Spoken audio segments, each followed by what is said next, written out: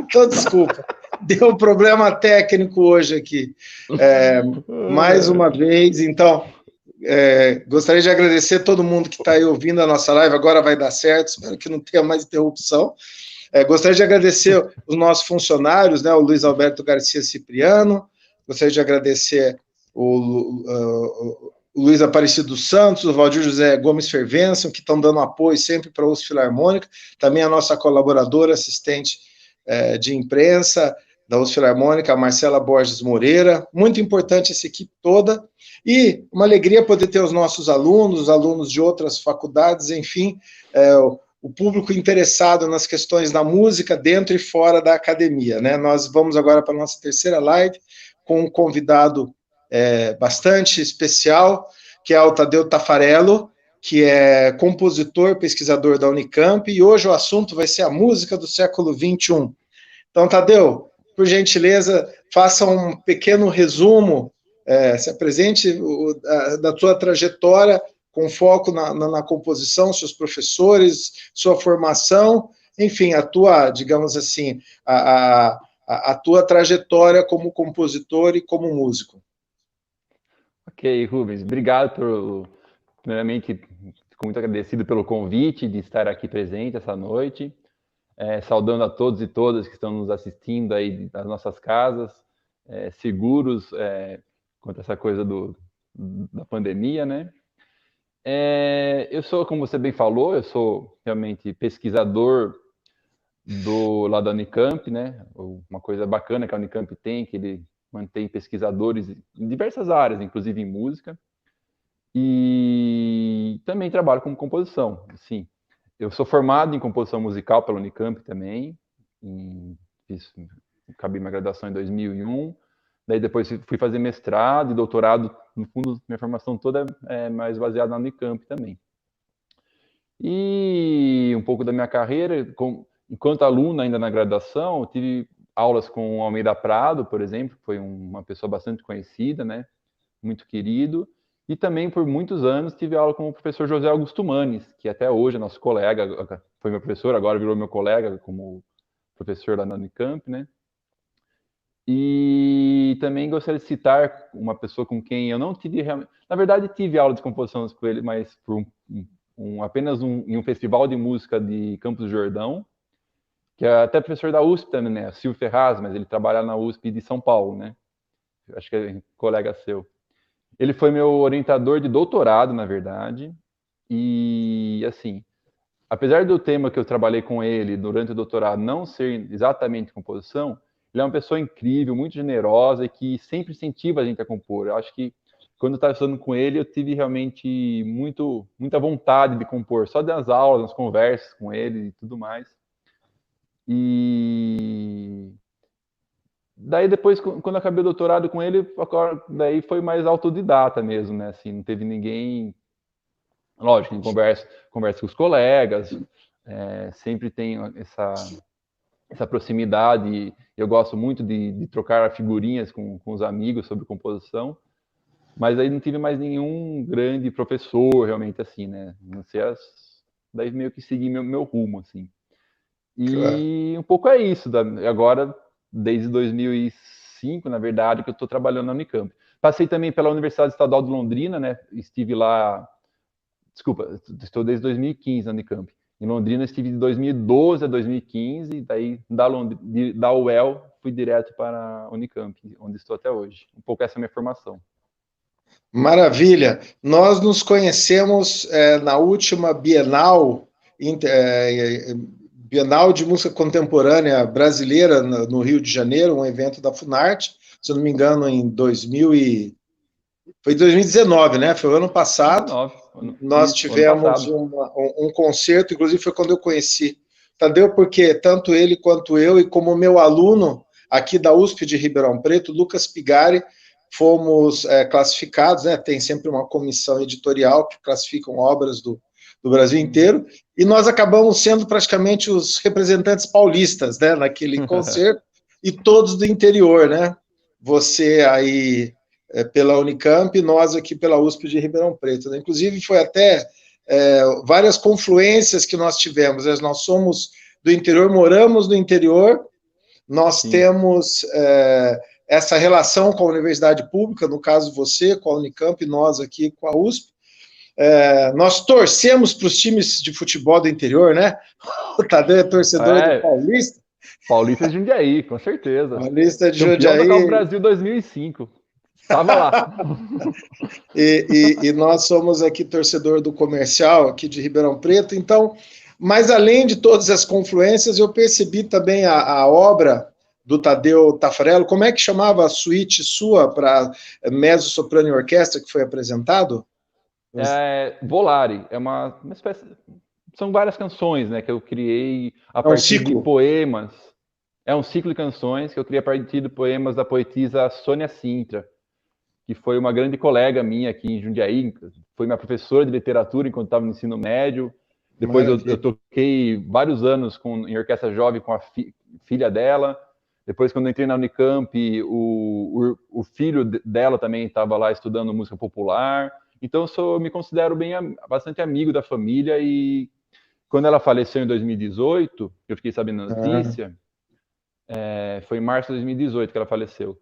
Eu já conheci um pouco da poesia dela, mas não toda.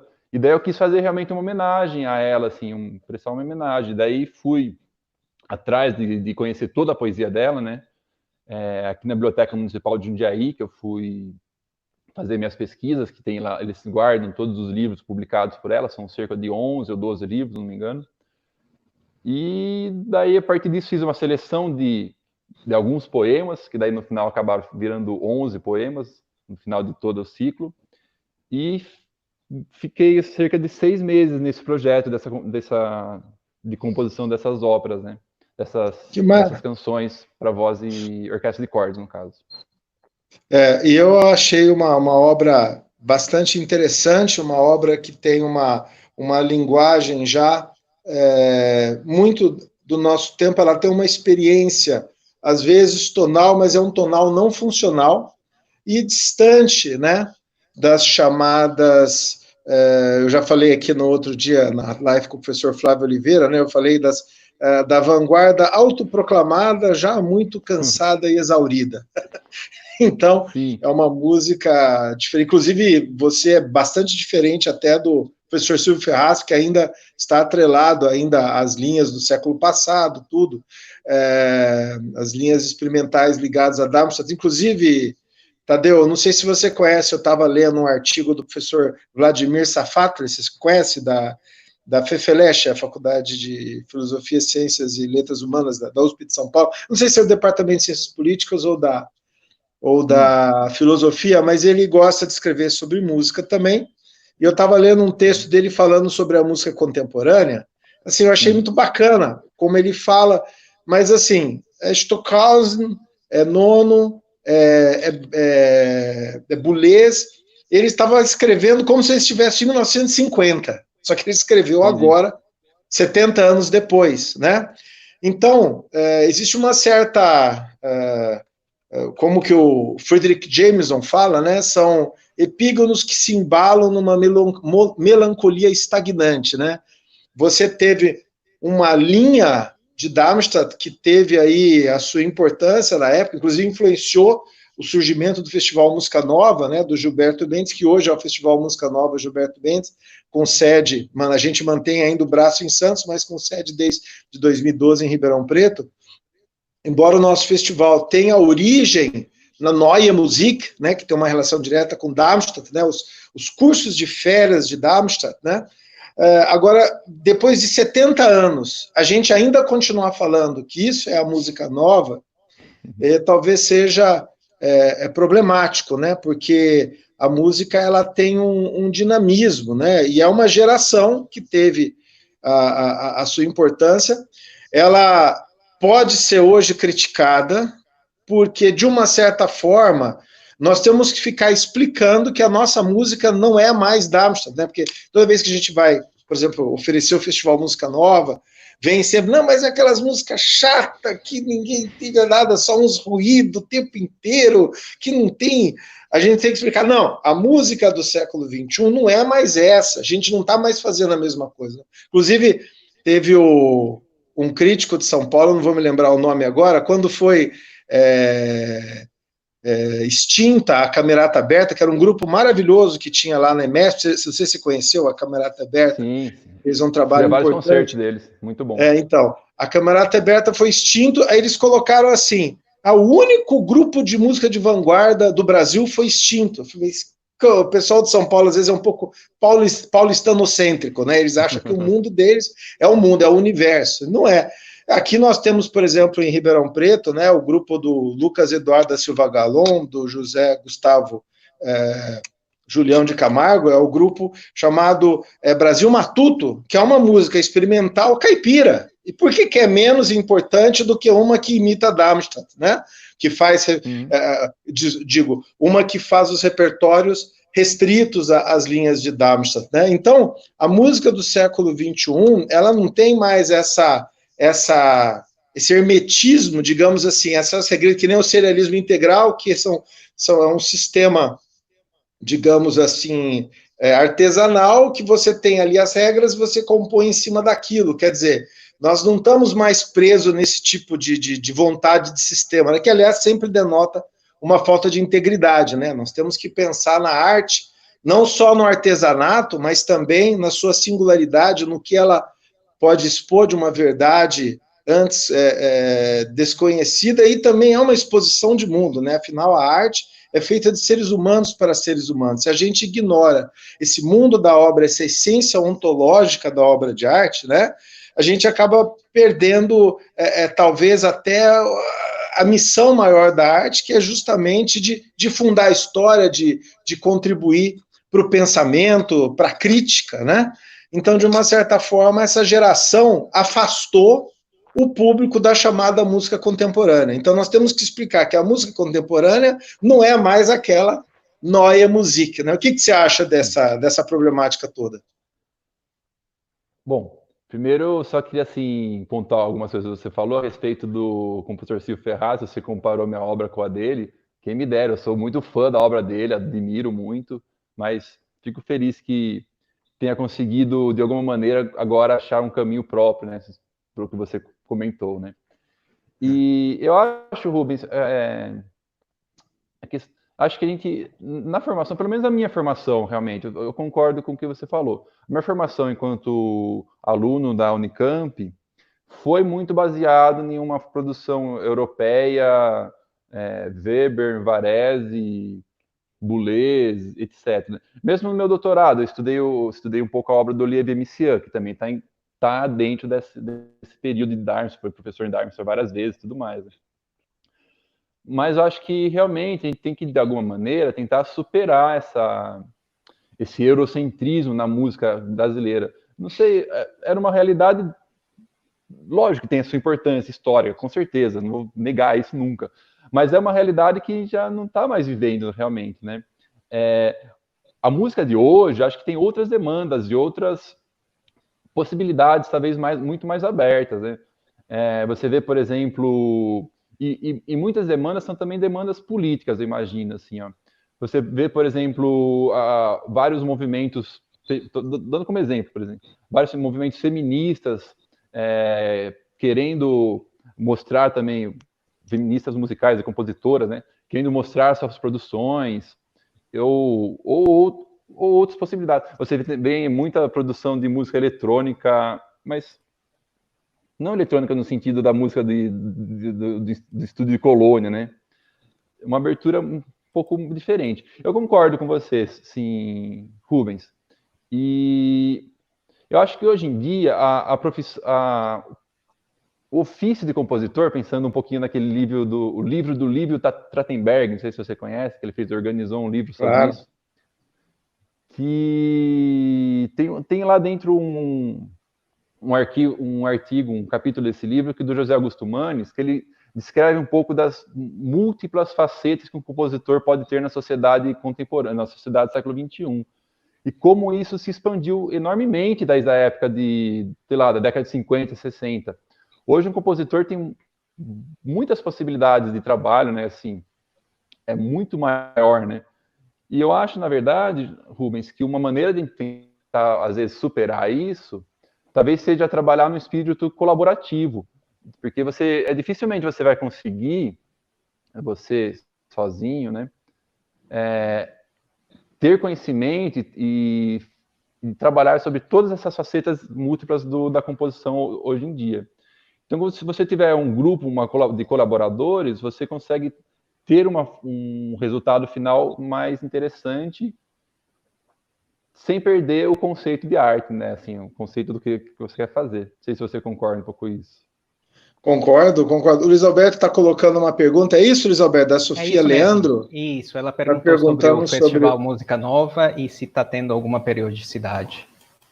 Então, nós fizemos uma reunião sobre a possibilidade de não deixar de ocorrer o festival, que vai ser o 53º Festival Música Nova Gilberto Mendes, numa iniciativa conjunta, né? Tanto aqui da USP de Ribeirão Preto, né, eu como professor responsável, e o Lucas Eduardo da Silva Galon como diretor artístico, como também o Márcio Barreto, lá de Santos, que é um dos filhos do Gilberto Mendes, por assim dizer.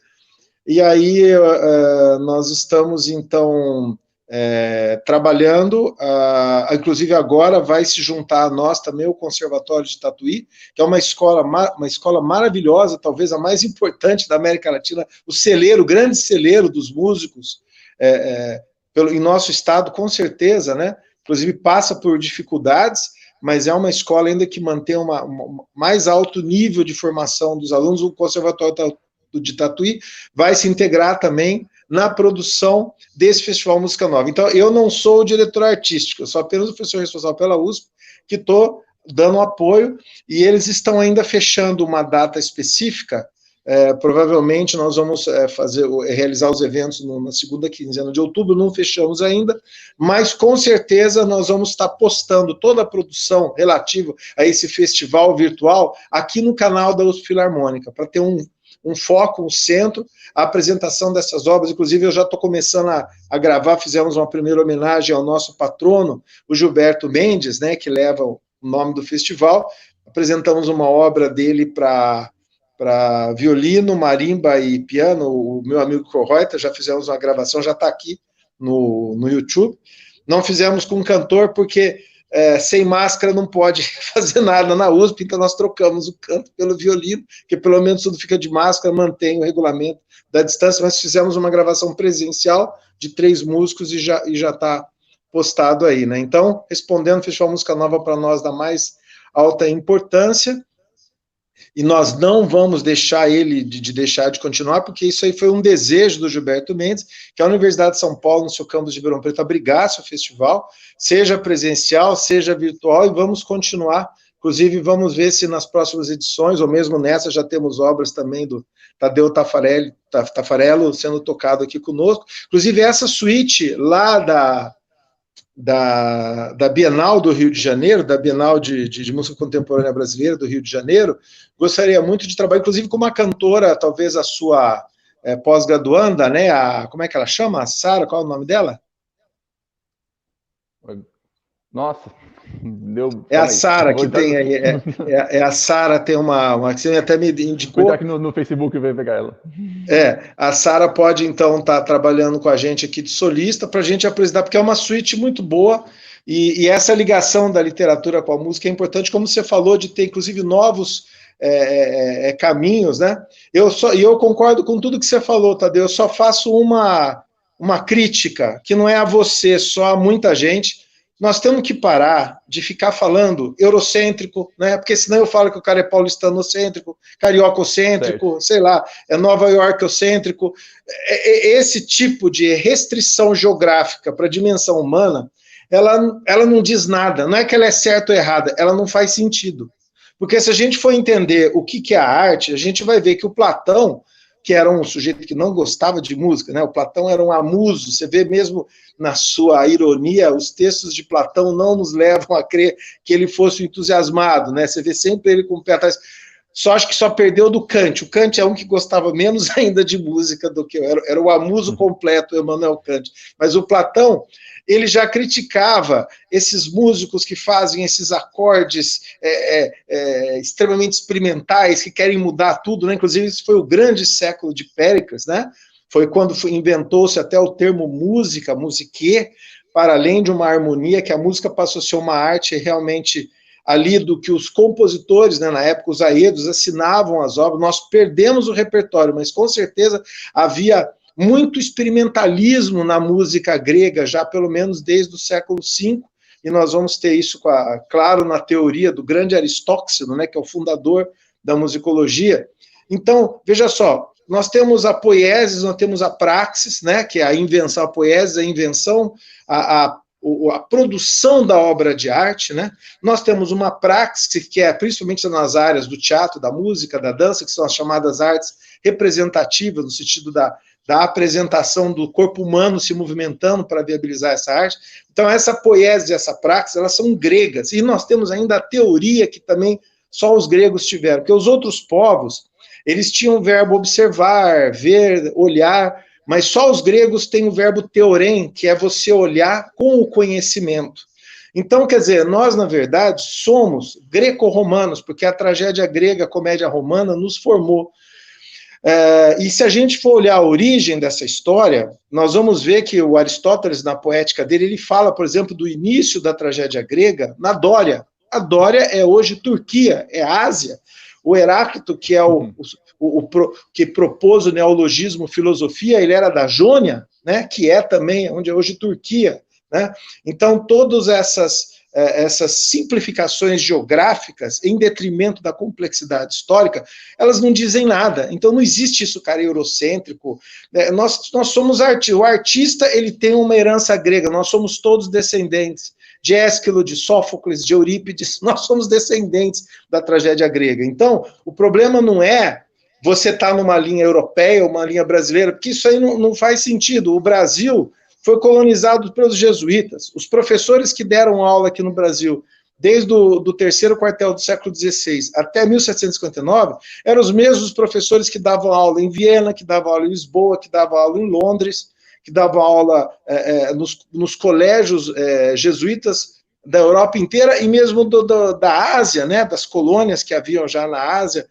Então, nós temos que pensar, eu acho assim, do ponto de vista da composição musical, nós temos que nos libertar desses clichês eurocêntricos, não sei, de achar que a Europa é uma referência. Nós somos artistas, e o artista, ele tem essa visão greco-romana, por assim dizer, né? E que é uma visão ontológica, é uma visão da essência da existência. O problema de Darmstadt não é porque ele é europeu, é porque é hermético, porque trabalha só com material musical fechado em si mesmo, né? Karl Marx, ele tinha um conceito bacana, Verdinglichung, que significa coisificação. Você tornar, inclusive, é o passo essencial para a alienação, a Entfremdung.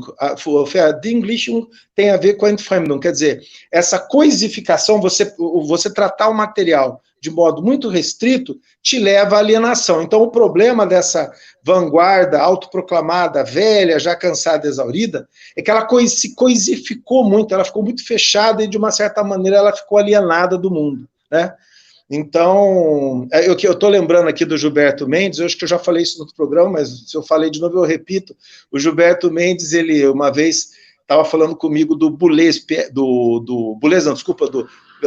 Karl-Heinz Stockhausen, que o Stockhausen disse que lá nos anos 50, nós não somos compreendidos, mas daqui 50 anos todo mundo vai apreciar a nossa arte, todo mundo vai nos considerar, né, os grandes mestres da história, né? Passaram-se esses anos todos e aquilo foi uma doce ilusão, porque quem é hoje tocado nos concertos? Shostakovich, Prokofiev. Você concorda comigo que o Shostakovich é 50 mil vezes mais tocado do que o Stockhausen no mundo inteiro?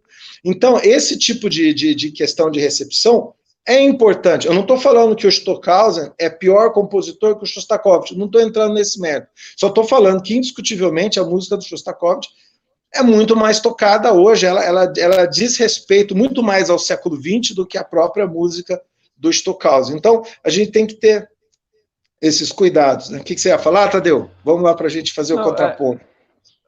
Sim, naquilo que eu quis dizer, eu disse só, quis dizer mais que, na verdade, a formação que nós tivemos era europeia. Tudo bem. Se você ficou incomodado com a palavra, tudo bem. Não, nós podemos, Tadeu, vamos fazer o seguinte, vamos fazer Vamos fazer um trato aqui. Nós não vamos mais falar português, vamos abandonar a língua portuguesa. Ó, não, vamos falar. Nós temos duas opções. Tem o Tupi-Guarani-Angatu, que é um tronco, e tem o tronco Macru-G. Nós podemos escolher os dois. Vamos sair da universidade, porque a universidade onde nós estamos, a USP, a Unicamp, a Unesp, as demais grandes universidades do Brasil, elas nada mais são do que a Academia do Platão e o Liceu do Aristóteles. Nós mantivemos os modelos dele, então isso aí também não pode mais. Nós temos que sair da universidade, você entendeu? E nós temos que parar de escrever, porque o que havia no Brasil no período pré-colonial, não europeu, não havia escrita, né? São culturas maravilhosas, né? Dos Tupinambá, dos Tupiniquins, né? Quantas etnias maravilhosas, mas eles não trabalhavam com a escrita. Nós temos que, então, já que nós temos que falar que não é europeu, não vamos mais falar português, não vamos mais ter sistema jurídico, acabou, porque jurídico também é uma coisa que vem do tronco greco-romano, vamos parar de ler e escrever, né, vamos sair da universidade, vão acabar com a universidade, vamos ficar... Ah, e outra coisa, nada de ter parede, porque esse negócio de você fazer casa com parede é coisa de jesuíta. Os índios todos moravam em ocas, onde todos estavam juntos, todo mundo, várias famílias. Um grande salão, né? Um grande salão. Vamos voltar, porque é o que faz sentido. Aí nós vamos estar realmente no nosso elemento, tá bom? Acho que não é o caso, né, Rubens? Não é o caso, não. Então vamos continuar falando que é a Europa, que é o resto. Como é que nós vamos separar isso daí? Então, nós temos que ter... Veja bem, ou a gente é radical, consequente, ou a gente é patético. Se a gente fica falando que eu vou me descolonizar, ou eu vou excluir de mim o que vem da Europa, eu tenho que ser radical e consequente. Eu vou excluir inteiro. Inclusive, já vai aprender, todos os colegas que falam disso, já vamos aprender no Macro-G, ou tronco do Tupi-Guarani-Angatu, que são línguas lindíssimas. Inclusive, os jesuítas deixaram todos os vocabulários prontos para a gente, né? Pesquisaram as línguas que havia aqui, existem dicionários, existem gramáticas que os jesuítas elaboraram. Vamos voltar a estudar, só que dura que você vai ter que estudar o jesuíta para chegar à reconstituição, ou mesmo os povos falantes vivos. Foi o Marquês de Pombal que cortou com essa história toda, né? Foi lá e... cancelou agora só português. Foi um problema pessoal. O irmão dele estava envolvido numa disputa lá no Grão-Pará, Maranhão, com os jesuítas, e numa atitude mesquinha, né, foi a atitude mais desastrosa da história do Brasil. Ele expulsou, né, inclusive houve um problema, que foram expulsos de todo o reino português, e o Brasil tinha o melhor sistema de ensino do mundo e passamos a ter nada, acabou, né? Você não consegue me falar, eu fiz um levantamento esses dias, não tem um único artista, poeta, filósofo, escritor de relevância no Brasil, do século XVI até o século XVIII, que não tenha estudado num colégio jesuíta, não tem um. Então, eles formaram todo o nosso pensamento crítico, né? Inclusive, o inventor da música popular brasileira, Domingos Calda Barbosa, né, que escreveu a sua Viola de Lereno, influenciado pelo Herda, né, que valorizava o canto popular, o canto do iletrado. O Herda é formado pelos jesuítas lá do Morro do Castelo, no Rio de Janeiro, que não existe mais, infelizmente. Arrebentaram, arrancaram, demoliram o coração do Rio de Janeiro, foi excluído, né, do organismo da cidade. Ele estudou lá no Colégio Jesuítas no século XVIII, e depois ele vai ser aquele que vai entender a nova filosofia do Herda de valorizar o canto popular e vai inventar de uma maneira bastante original o gênero enquanto literário musical da modinha e do lundum. Então, até a criação da música popular brasileira, os seus primórdios, tem a ver com os jesuítas. Então, quer dizer, você excluir isso, como se você fosse assim, eliminar isso da nossa história, eu diria que é no mínimo uma violência e é uma ignorância histórica, por assim dizer. Mas continua, Tadeu. Não, é que você comentou, só voltando um pouco no que você falou lá, a questão da... Eu entendi no assunto um pouco anterior, você estava falando sobre a questão da receptividade da música do século XXI, né? Que você falou, a música hoje, uma maneira de você promover, tentar convencer os patrocinadores, tal, que a música hoje não é igual daquele do século de Darwin, sabe? Você comentou sobre isso, né? Claro. Bom, pelo menos na minha prática musical, eu procuro me preocupar com isso, assim, de como será que essa obra vai ser recebida, né? Será que eu vou conseguir? Lógico que impossível saber como que o outro vai receber a obra, como que ele vai ouvir. Mas se vai ser realmente... A pessoa vai conseguir ouvir e compreender isso. Acho que isso é muito importante para o século XXI também. Lógico, não existe uma fórmula mágica para que isso aconteça, né? Cada compositor vai trabalhar de uma maneira, né? Claro. Eu estava trabalhando, na verdade, num projeto que eu finalizei recentemente. Eu sei que é algo que você também gosta bastante, que é trabalhar a composição de óperas. Ótimo. Inclusive, lá no concerto, lá no Rio de Janeiro, quando a gente se conheceu, foi, não sei, acho que a estreia de uma área sua, né? Foi uma área minha sua, da ópera que eu estou escrevendo, da Matrona de Éfeso. É uma área da carpideira, da mulher que chora no enterro, e até por uma questão também de adaptação, colocamos um tenor fazendo... A peça, na verdade, é pensada para contratenor, mas eu estou com esses projetos aí de ópera porque acredito muito, né? Inclusive isso está ocorrendo no mundo inteiro, está tendo uma renascença de novas óperas, né? E a ópera é um gênero extraordinário, porque tem um teatro dentro da música, tem uma história, tem um figurino, tem um cenário, né? Tem uma interação de orquestra, cantores, coral. É um gênero apaixonante, né, Tadeu? Eu concordo. Já há muitos anos que eu tenho acompanhado o cenário de ópera, sobretudo aqui em São Paulo, né? Que o Teatro Municipal, agora o teatro, mais recentemente o Teatro São Pedro, também com ótimas produções. E, aliás, a sua peça eu achei muito bonita, viu, Rubens? Assim, obrigado. E o cantor que fez lá com vocês, ele é incrível, a voz dele é muito linda. Johannes Grau, tenor, que é alemão. Você tem um ótimo time trabalhando com você, parabéns mesmo, vale a pena. Eu acho que a ópera, apesar de ter vários exemplos contrários ao que eu vou dizer agora, a ópera ela é um pouco mais tradicional no seu modo de ser apresentado, assim, né? Inclusive, uma coisa, inclusive, você falou com o Fernando na última live, eu acho que você tem razão quando você disse que a ópera, independente de quando você vai fazer, ela tem público, né? Eu nunca fui numa resta, mesmo que esteja vazia, assim, e já fui em concertos orquestrais vazios já. Ou concertos de música de câmara, com muita dó no coração, né? Com dó dos músicos que estão se apresentando com teatro vazio, né? Deve ser muito ruim. Mas a ópera, ela tem, talvez por causa da questão da palavra, ou do entendimento do texto, dessa junção que tem com o teatro, com o cenário, como você falou, ela tem um público cativo, sim. E eu acho que, não sei, é um projeto meu atual. Eu finalizei durante essa pandemia aqui, essa pausa aqui para a pandemia, eu finalizei a ópera que eu estava escrevendo e vamos ver agora se eu consigo pôr ela para ser executada, né?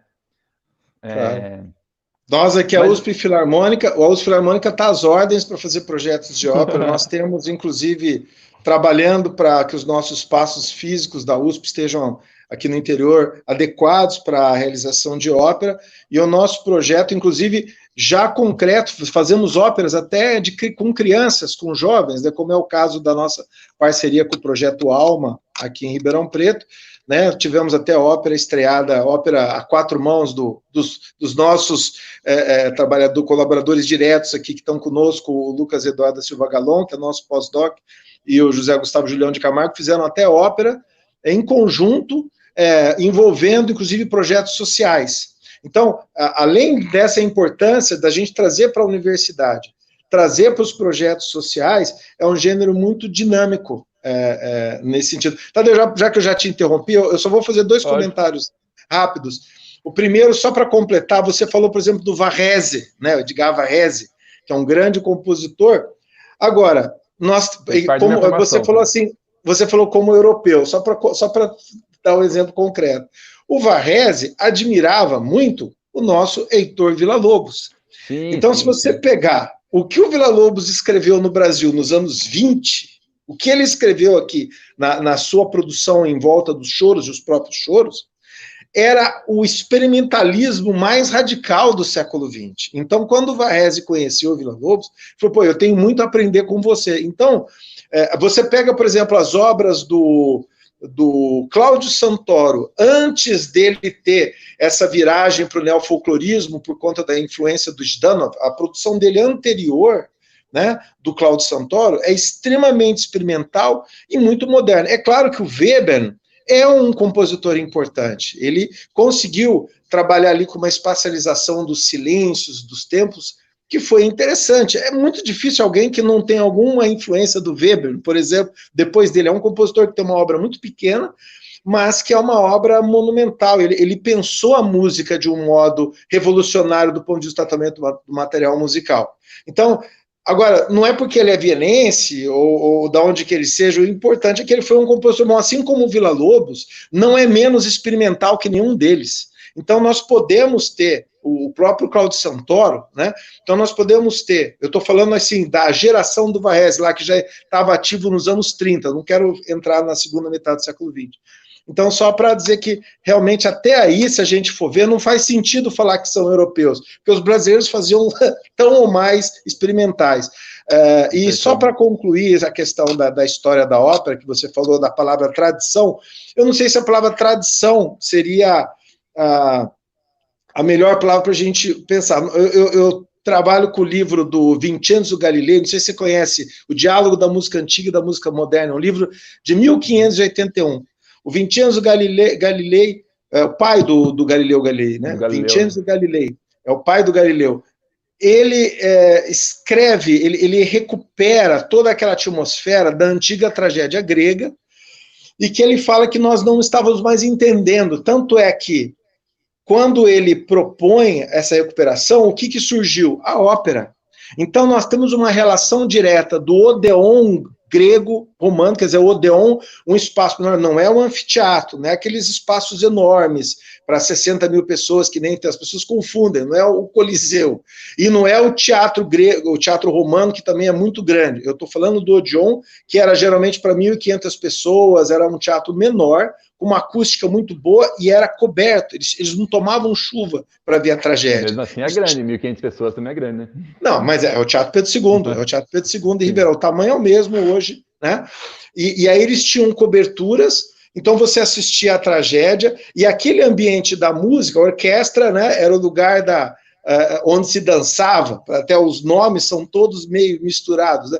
Então, essas tragédias gregas, com certeza, elas tinham um componente musical de apresentação ao vivo da tragédia ou da comédia presentes, né? Então, o que nós fizemos, digamos, a humanidade, por assim dizer, no Renascimento, na passagem para o Barroco, né, desse período maneirista, né, da Camerata de Verdi, que culminou depois com o Cláudio Monteverdi, com as suas óperas, foi justamente uma nova leitura, mas recuperar esse ideal dessa arte antiga. Então, quando você fala do público, que tem público, é porque tem um lastro, tem uma história muito forte. E é um gênero que nós somos descendentes do Império Romano, não tem como negar, né? Então nós temos é um lastro primordial que vem e as pessoas querem estar presentes. Por isso que eu tenho certeza que, se a gente investir em projetos de ópera, sempre vamos ter público e vamos diversificar, né? Não fazer só óperas profissionais, mas óperas dentro da universidade, que é muito importante. As universidades estão ocupando o espaço que a igreja ocupou no passado e as cortes ocuparam no passado. Hoje a universidade, ela representa o lugar onde o artista vive com dignidade, porque aqui nós não estamos submissos, né, à lógica totalitária da indústria da cultura, né? Então nós temos uma liberdade inventiva, porque dentro da indústria da cultura não existe liberdade, né? Então aqui é um ambiente primordial,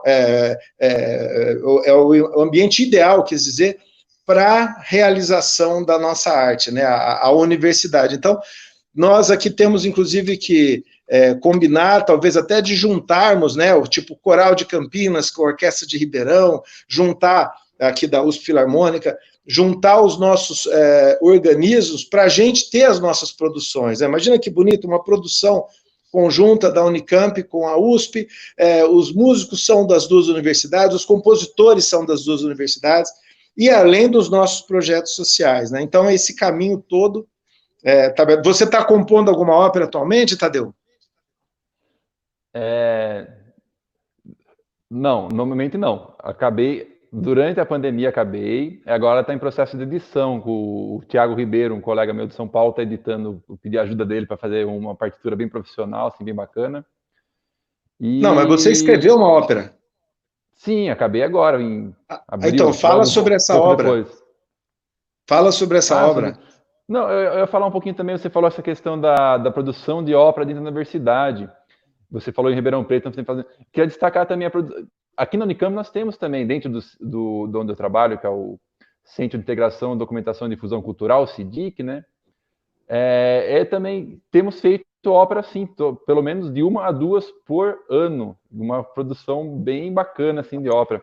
Bacana. E uma ópera. São óperas contemporâneas ou já mais antigas? Quais repertórios? Porque tem uma proposta também de formação dos alunos de canto, que é o professor Ângelo, né, quem um pouco coordena isso. Então ele faz também ópera de repertório. Mas tem sido feitas óperas novas também. Uma ópera, por exemplo, que foi feita aqui, até algo que eu ia destacar bastante, é a ópera do Jonatas Manzoli, que foi Descobertas.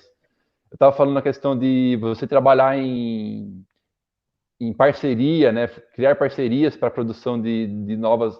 Uma forma de abrir a música do século XXI para novas possibilidades, né, é a criação de parcerias. Essa ópera do Jonatas, que eu, admiro muito, gostei, ainda bem tive a felicidade de poder estar presente no dia que ela foi encenada ao vivo, né, que também tem essa questão, a ópera ao vivo é muito diferente do que a ópera gravada. Claro. Mas hoje essa ópera está no YouTube, integral, descoberto, você pode assistir, mas foi uma produção que o Jonatas fez uma parceria muito grande com o pessoal do departamento de danças da Unicamp. Que bonito. É uma ópera muito, assim, nem sei se pode se dizer que é uma ópera, que não tem muito, assim, um roteiro. É uma ópera do século XXI, realmente, né, com uma expansão. Que ele fala que é uma ópera multimídia. Ela envolve tanto a dança, quanto o vídeo, quanto difusão eletroacústica com transformação de som em tempo real. Não tem orquestra, é tudo eletroacústico. Não tem orquestra, eletroacústica. Tem orquestra. É orquestra reduzida. O coro é uma orquestra mais um grupo de câmara, quase que uma orquestra realmente integral, né? Tem uma percussão bem grande, assim, inclusive tem o grupo da Unicamp, o grupo que participou também, né, com o grupo de percussão da Unicamp. Com coro é uma coisa diferente, assim. Bacana. Você abre outras possibilidades, você envolve outros grupos, né? Tem um libreto a ópera? Tem libreto a ópera? Tem. Acho que ele mesmo que criou. Ele mesmo mas não tem exatamente uma história, assim, né? É meio... Foi uma criação em homenagem aos 50 anos da Unicamp, então tem uma ligação com alguns textos da Unicamp e tudo mais, questão do conhecimento, da difusão do conhecimento, tudo isso, não é... Aliás, só um comentário rápido, a história da Unicamp, ela está diretamente entrelaçada com a história da USP de Ribeirão Preto. Não sei se você sabe, o Zeferino Vaz veio aqui como o primeiro professor para montar a Faculdade de Medicina de Ribeirão Preto, 51 para 52, aí depois, nos anos 70... ou não, nos anos 60, desculpa, ele vai para a Unicamp. Que ano que foi fundada a Unicamp mesmo? Foi, acho que 68, então. Então, ele vai para a Unicamp... Fez 50 anos, faz recentemente. Então, ele fundou a Unicamp e tinha um outro colaborador dele estreito, que era o secretário de Educação do Estado de São Paulo, que era o Paulo Gomes Romeu, que todo mundo brincava que era corda e caçamba, né? O Zeferino Vaz e o Paulo Gomes Romeu. O Paulo Gomes Romeu é de Ribeirão Preto, era um médico importante de Ribeirão Preto, político das polícias estaduais, e depois que ele consolidou a Unicamp, o grande sonho do Zeferino Vaz era voltar para Ribeirão Preto e fundar uma universidade autônoma aqui, separada da USP, ser uma universidade de Ribeirão Preto. Esse sonho foi talvez o único que ele não concretizou, porque o nosso campus permaneceu como USP, mas ele saindo daí, ele quis voltar para cá, então quer dizer, tem uma história, o campus da USP de Ribeirão e da Unicamp, eles são diretamente entrelaçados. Mas voltando à ópera do Jonatas, então, e teve grande sucesso de público, a recepção foi bastante interessante também, sim. Encheu a casa. Interessante que ela foi apresentada num teatro dentro do shopping center, inclusive, e foi sucesso de público mesmo, as pessoas assim, eu tava passeando lá, vamos ver um cinema hoje? Não, tem esse negócio, essa ópera, vamos ver isso aqui, então vamos entrar aqui. Mas a ópera ocorreu nos salões ou num espaço fechado dentro do shopping? Isso, num teatro dentro do shopping. Então isso que é importante frisar, porque às vezes a gente no meio do pessoal fazendo compra não dá muita concentração. Não, realmente não. Daí você não consegue parar para prestar atenção, ou a sua atenção é desviada para outras coisas. Mas o público que atraiu foi um público do público frequentador do shopping center, né, entendeu? Ótimo. Também, né? Além das pessoas externas também, né? Lógico, né? Claro. Toda pessoa estava lá, vamos ver. Mas, não sei, é bem bacana. Então, essa produção acontece também aqui na Unicamp. É isso que eu queria falar um pouquinho, né? Assim, que é bem interessante. E o teu projeto de ópera qual é agora? Que você escreveu com libreto de quem? Ou você mesmo que trabalhou o teu libreto? Eu mesmo trabalhei o libreto, sim. A partir da adaptação de um texto. De um que livro texto já existente. Qual que você pegou? É um livro, se chama Paulo Estevam, do Francisco Cândido Xavier. E só que eu peguei só a parte inicial. Uma ópera espírita. É uma ópera espírita. Não sei se a ópera não tem nada assim de essas coisas de conversa com o espírito, nada. É sobre pessoas vivas mesmo. Não tem nada disso. Sim. Na verdade, é um pouquinho sobre a ópera mesmo, se centra no Estevão, né? Que é considerado pela Igreja Católica como santo, né? Seria o Santo Estevão, que é considerado como o primeiro mártir da Igreja. É um pouquinho sobre a obra dele, sobre a vida dele e a maneira como ele foi perseguido e morto pelo Saulo de Tarso, né? A história é essa, basicamente. E você já tem visto alguma performance, alguma apresentação, possibilidade de apresentação? Eu consegui já estrear dessa ópera 3 cenas, junto com o pessoal da Unicamp. Bacana. Também bacana. 2 cenas do segundo ato, que são as cenas mais românticas, assim, tem o dueto de amor do Saulo com a Abigail, né, que é a noiva dele, e uma outra área que é bem melodiosa, assim. E a cena final, que é também a Abigail, que é a prece dele, após quando o Estevão morre, ela faz uma prece, como se fosse uma prece após a morte dele, né? Que bonito. Tem essas 3 cenas estão estreadas. E a vantagem de você, às vezes, poder apresentar pequenos pedaços é que dá tempo de revisar também, né? Você dá uma olhada no que está funcionando. Com certeza. Eu fiz várias modificações após a estreia. Eu tenho versão antes da estreia e pós-estreia. Isso é muito bom. Lógico. Nesse sentido, é ótimo você ter uma orquestra que possa contar, com quem você possa contar, né? Que, no caso, foram feitos com a orquestra do Unicamp e com o grupo do Coro Contemporâneo de Campinas, que é do professor Ângelo. Que é um grupo muito, maravilhoso. Assim. Aliás, eu queria fazer um comentário. Eu conheço, já assisti apresentações com o grupo professor Ângelo, faz um trabalho extraordinário. Vocês estão de parabéns aí de ter um professor de canto, coral, ao mesmo tempo regente, realmente um profissional de ponta. Com certeza ele faz história dentro da Unicamp hoje. Sim. E também, bom, ficar nos agradecimentos da Cíntia, que é a regente da orquestra também, que dá essa possibilidade dessa abertura, né, para música nova também. Maravilha, maravilha. Mas eu faço esse sistema esse teu procedimento eu faço em Ribeirão também. Eu gosto de apresentar alguns trechos para poder ir trabalhando. Você viu, a própria apresentação lá na Bienal foi interessante, que eu vi como é que funcionou. Essa eu não mexi, mas muitas vezes a gente dá uma melhorada, porque às vezes as pessoas que não são compositores, que não estão de dentro da partitura, têm uma ideia, eu fiz e estreiei. Não, o processo é dinâmico. Você veja que o Stravinsky mesmo, depois que ele fez a Sagração da Primavera, ele fez algumas adaptações depois, para uma edição posterior que ele chamou de definitiva, né? O Villa-Lobos também escreveu o Irapuru em 1917, o Villa-Lobos, e foi estrear em 1935 em Buenos Aires. E nesse poema sinfônico Irapuru, ele fez também correções na partitura. Então a gente está sempre querendo aperfeiçoar a obra. Acho que com certeza, viu, Rubens? Acho que é um processo muito dinâmico. Quando você compõe uma obra, você tem uma noção daquilo lá, mas sempre tem os detalhezinhos que te escapam, que na hora, ali no confronto com os intérpretes, no confronto com o músico mesmo, que eles vêm à tona e você tiver, sobretudo, paciência de escutar o que os músicos têm a te dizer, você ter esse feedback deles, isso enriquece muito a sua obra. Isso é muito importante para um compositor, eu acho, na verdade. Claro. Você saber ouvir muito mais do que você ser impositivo nas suas ideias, nesse sentido, não, entendeu? Você chegou a tocar em orquestra, Tadeu? Sim, você chegou a... sim. O que você tocava? Eu toco trompete, cheguei a tocar em orquestras jovens aqui em Jundiaí, né, na Escola de Música de Jundiaí, com a professora Josete Feres e Cláudia Feres, que era regente. Claro. Mas eu também cheguei a tocar, não como profissionalmente, como cachê, em orquestras da região, aqui em Campinas, em Americana, e Rio Branco, tudo mais. O teu instrumento, você não é pianista de formação? Não, é o trompete. Olha que interessante.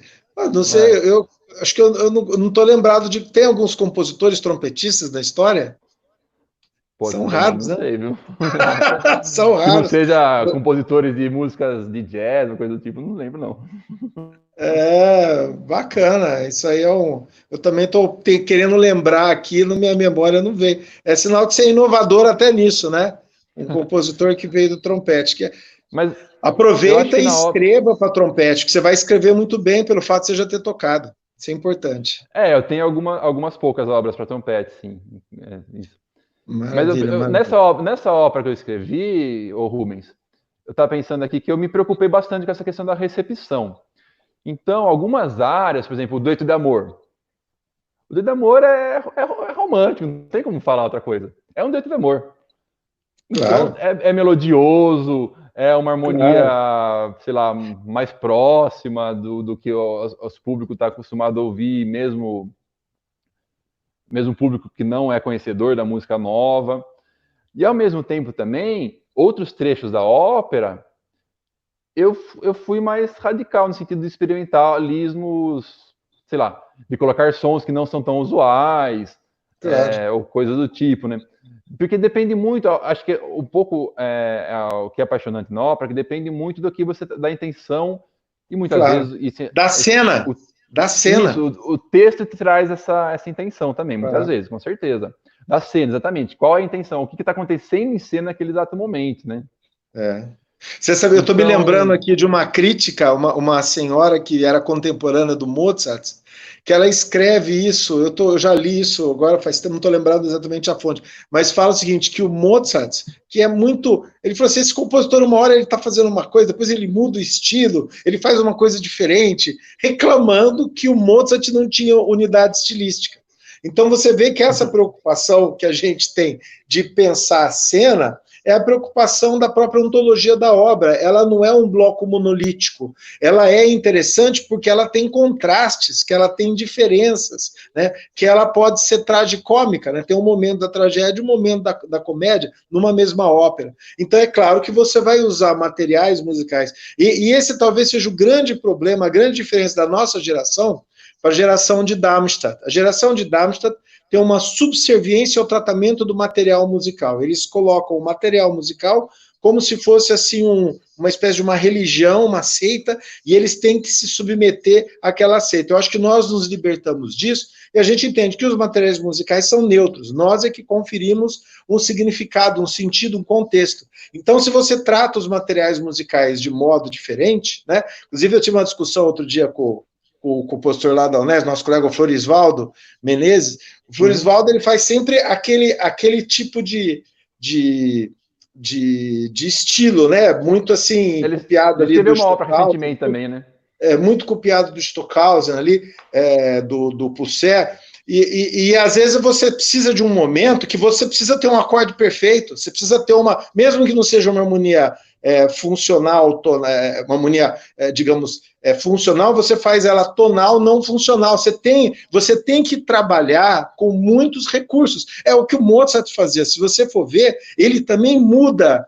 Não vou dizer que ele muda de estilo, porque você reconhece que é Mozart o tempo inteiro, mas ele tem diferentes abordagens. Então é isso que enriquece justamente a ópera. Se você faz uma ópera que é tudo igual do começo ao fim, e eu já assisti várias contemporâneas, né, nesse sentido, a música fica realmente inexpressiva, porque o pessoal dorme, assim, entendeu? Se não tem essa novidade, essa ruptura de atmosfera, por assim dizer. Eu concordo, Rubens, né? Nesse meu trabalho aí que eu fiz, eu tentei o máximo da minha capacidade como compositor, variar bastante os estilos conforme o que a cena demandava, exatamente. Acho que isso é importante. E o Flor Menezes, ele fez uma ópera recentemente também, né? Nós fomos lá, a gente estava lá. Não foi do Leonardo que a gente se encontrou? Do Leonardo. É que eu fui na outra. Eu sempre vou quando tem música, mesmo na Europa, eu sempre procuro assistir as estreias sempre que posso. Né? Aqui no Brasil, com certeza. Nós nos encontramos do Leonardo, mas teve a dele também. Teve também. E em São Paulo tem várias produções de ópera. Isso que eu estou falando é legal porque a ópera também nova também tem sido feita. Isso é importante, né? Muito importante. Fazer sempre. Eu queria citar pelo menos duas que eu vi recentemente em São Paulo. Não sei se assim, que tem um pouquinho essa questão da quem está falando de abertura a novos materiais e uma obra que me marcou muito, uma produção bem recente, é da Ellen Ride, que é uma compositora estadunidense, que é o Prism. Aonde foi apresentada? Prisma. Foi apresentada no Teatro Municipal, realmente. Foi, eu acho que ano passado, ano retrasado. Eu não fui. Uma produção foi bacana. Muito bacana, assim. Ela trabalhou em como se fossem 3 atos, mas no fundo é a mesma história, só que sobre 3 pontos de vista diferentes, 3 perspectivas. Meio que a história volta, mas é totalmente diferente, né? Em cada um desses atos, o primeiro ato é mais longo, depois o segundo e terceiro tem basicamente a mesma duração do que o primeiro junto, né? É uma música totalmente diferente. E o que era legal que ela fez assim é que não para, você fica preso pela música dela, porque ela trabalhou de uma maneira que ela fez muitas. Não tem finalizações nas cenas, então uma cena meio que se emenda com a outra musicalmente também. Que bonito. Isso te prende muita atenção, assim, ficou bem bacana, assim. Eu gostei muito, me chamou muita atenção. E uma produção também que envolve outras coisas, a questão de difusão eletrônica, né? Assim, com microfones no palco, captando tanto o coro quanto a orquestra, porque daí que ela trabalhou com sons que, se fossem produzidos acusticamente, seriam muito pouco ouvidos. Mas como eles eram captados no microfone e ampliou o resultado na sala, ampliou o resultado. Isso trouxe novas possibilidades sonoras também, que eu gostei bastante. E você falou que tem uma segunda obra que também te impressionou? Sim, que é Fora do Jonas, que eu já falei, né? A obra da Jocide Oliveira, que ela fez a Liquid Voices também aqui no Sesc. Eu nem lembro qual que é um Sesc que é do ladinho do Teatro Municipal, ali bem pertinho. O Sesc no centro de São Paulo? Qual o Sesc? Bem perto, é um Sesc novo. Eu não lembro qual que é o Sesc. É um novo, que é do lado do Teatro Municipal. É tipo 50 metros do Teatro Municipal, ali do ladinho. Jocide Oliveira é muito importante o trabalho dela. Então, e também a questão da colaboração. Ela tem a Gabriela, que é a cantora, canta com ela, né? Que é a soprano. Tem vários trabalhos com ela. E eu acho ela maravilhosa, a Gabriela. A voz dela, ela em cena, muito bacana. E também elas trabalham em colaboração.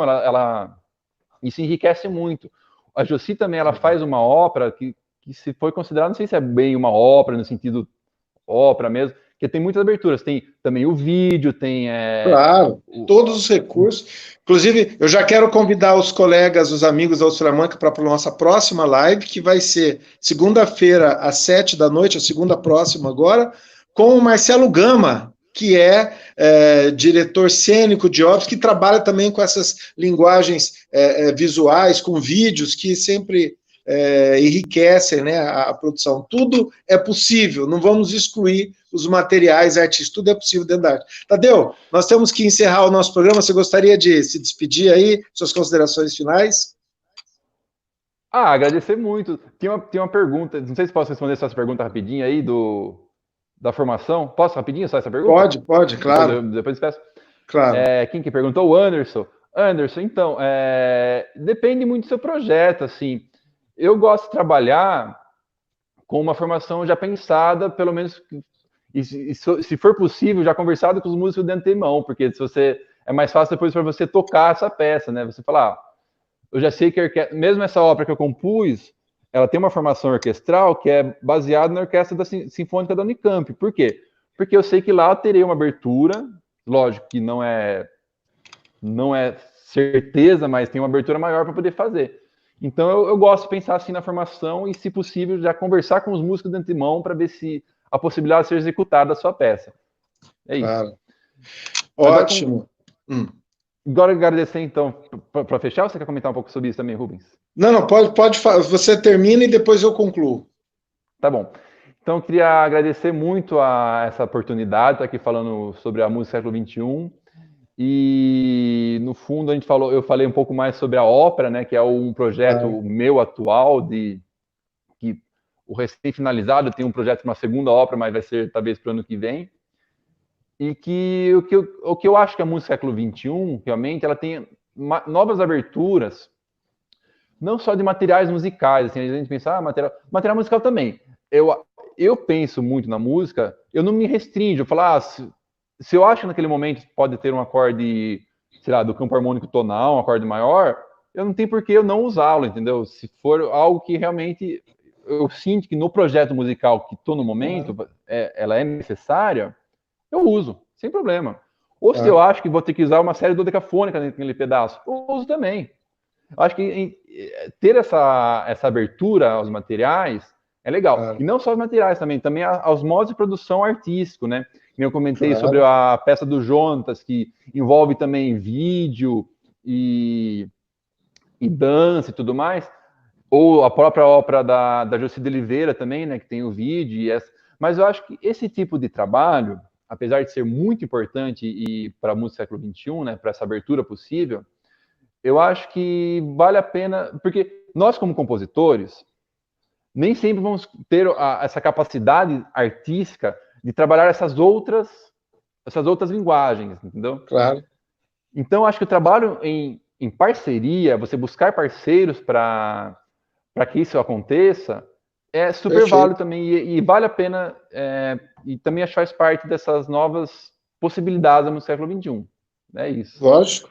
Tem muito trabalho. Você sabia que você estava falando sobre a questão do material musical? Eu me lembrei de uma aula, porque quando eu morei na Alemanha Oriental, né, a afinada República Democrática Alemã, um país que não existe mais, eu tive um professor, que eu tive um contato muito fecundo, que era o Friedrich Goldman, que era um grande maestro e também compositor, deixou uma obra importante. E aí eu mostrei uma obra que eu tinha escrito naquele ano, em 88, para ele, e ele falou assim, ele era um compositor 100% Darmstadt, né? Ele lia o Adorno, da filosofia da música nova, ficava do lado de Darmstadt. Ele era um compositor, embora seja da Alemanha Oriental, os anos 70 e 80, a Alemanha Oriental descobriu o Darmstadt tardiamente já, né? No começo não, e depois descobriu. E ele era seguidor dessa linha. A música dele é uma música que trabalha com recursos seriais, enfim. E ele olhou para a música e ele falou assim, das vezes Mischung der verschiedenen musikalischen Sprachen. Ele falou, você está misturando as linguagens musicais. Eu levei uma bronca dele, né? Eu falei assim, mas veja só, eu falei, professor, o que eu quero aqui, eu quero que tenha um pedacinho de bossa nova, eu quero pôr uma bossa nova. Nesse momento, eu quis fazer uma série dodecafônica para aludir ao expressionismo alemão. Aqui eu estava querendo trazer uma atmosfera do Debussy, então eu falei para ele que a minha música, na verdade, era um conglomerado de materiais musicais, mas eu levei bronca dele. É claro que é um grande professor, ele está querendo pensar no estilo dele, mas ali eu senti assim, eu estou num conflito de gerações, porque a nossa geração, e você entende isso muito bem que eu estou falando, porque você está justamente no mesmo caminho, a gente usa os recursos, você entendeu? E você passa de um recurso para outro, né? Então não tem que ficar restrito a uma unidade, né? E ainda mais num gênero como a ópera, né? Então eu gostaria de agradecer a todos. Teve uma pergunta aí da minha conja, a Aline Patrícia Camilo Borges, que me perguntou sobre a volta dos concertos, ela colocou a pergunta, só queria responder isso. Nós estamos num momento muito difícil,